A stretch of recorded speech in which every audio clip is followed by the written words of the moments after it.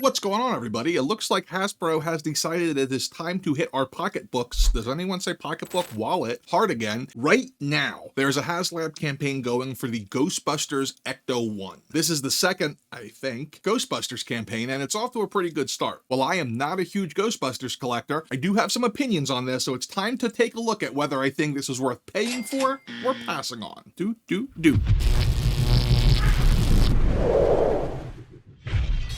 What's up, everybody? Welcome back to the channel. My name is Matt, often called Big Nerdy. Together we are the NWO, the Nerd World Order, and this is Nerdzoic.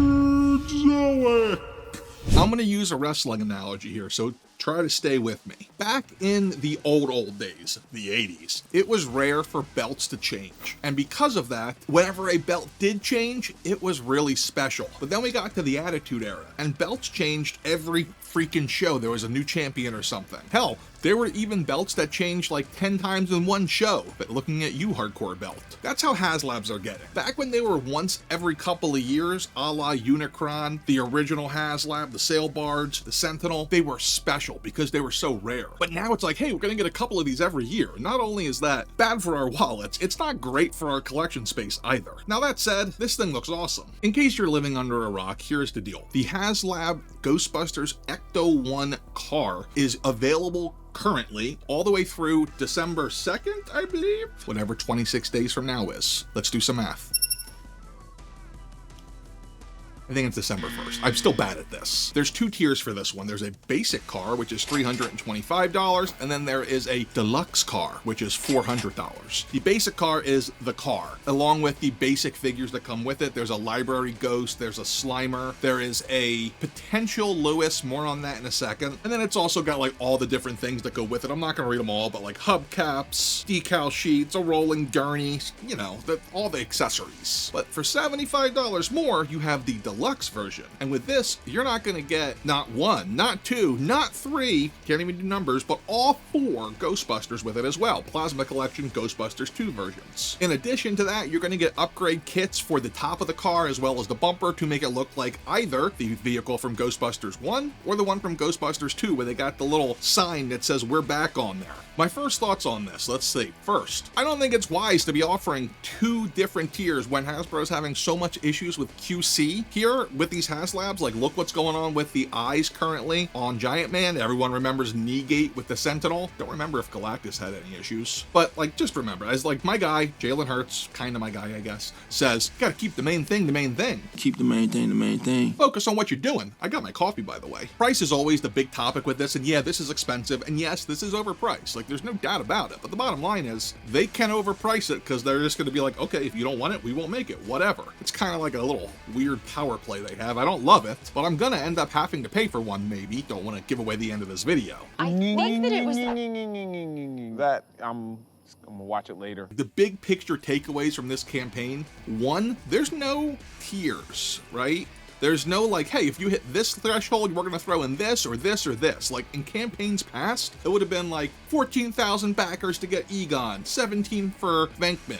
But no, they're just throwing them all in at the basic number, which is 12K, which is maybe a little higher than I would have expected. But I think this is way better than doing the tiers, because what was happening was people were starting to back out later because, oh, great, I'm not going to get all the cool stuff that comes with it. It's not worth it to me now. So I thought that was smart. What was not smart was the early bird thing. Like, this thing needs to go the way of the dodo bird, okay? Sorry, I'm going to rant here, or as my kid would say, I'm in the kitchen cooking. You can't keep doing this, okay? You can't put something out there and say, hey, if you guys fund this by this date, we'll throw this in. I used to think this was actually a good idea because it really helps push the initial sales velocity, but now, years into HasLabs, we all know what happens. There's an initial bump, then there's a dry spell, and then there's a huge bump at the end.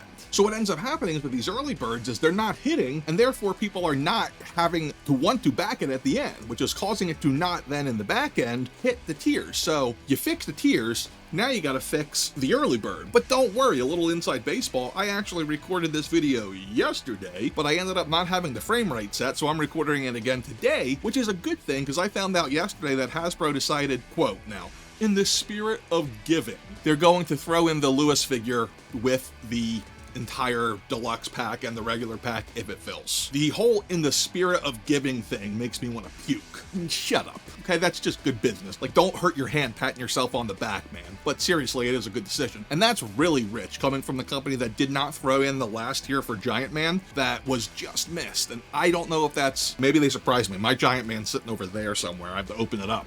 Maybe all the tiers will be in there, but I'm doubting it. Other random thoughts here is Egon coming with the mug and the balloons for the kids. Freaking genius right there. Ghostbusters hot beverage thermal mug and free balloons for the kids.